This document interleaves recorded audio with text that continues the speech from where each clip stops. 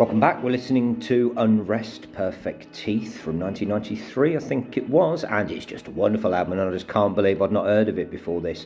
I owned it, annoyingly, but yeah, anyway, for whatever reason I didn't listen to it and just lost, but what an album. Anyway, we're on track 7, Make Out Club, which I love, obviously. They come out all House Martins and Haircut 100, but with Sonic Youth and or Wedding Present playing in the background. It's unashamedly pop, but with such a coarse edge. It's perfect. It really, really is. Bit of Smiths in there as well, but funkier than the Smiths ever did. It's like if the Smiths had James Brown's rhythm section. Oh, anyway, hell of a song. 10 out of 10. Track 8, Breather, X.O.X.O.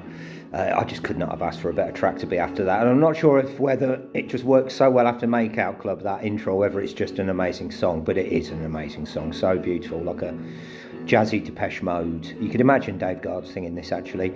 Pavement again to these ears. Not in direct, but they knew each other, I'm sure. Just cracking and hits the soul like very little music can. 10 out of 10.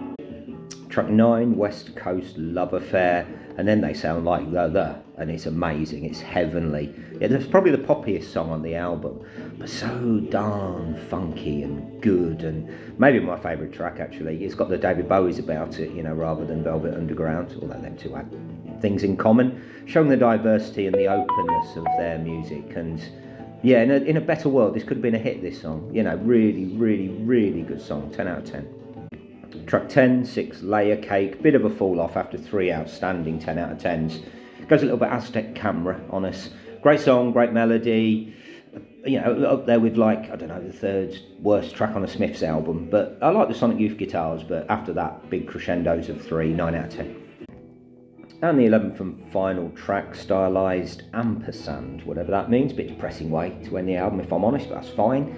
It's got sort of Pavement, does Velvet Underground, does Low, but it's ace. Would have liked a bit more bounce on the last track, though. I do like to always go out on a high rather than a low. 9 out of 10, but overall, I'm giving the album a 10 out of 10. I don't think I can not, really. What a hidden gem. I said it on the first review. It really is an album that everybody should hear, especially if you're an indie fan. How did I miss it? It's on 4AD. It was exactly my kind of time. I don't know, but I did miss it. I did, but not anymore. This is an album I will dig out and enjoy on a very, very regular occasion. In fact, I'm going to treat myself to the vinyl if I can find it at a decent price. So yeah, 10 out of 10. Stick it on. It's lovely that there's music that you can still discover from that long ago, after this long.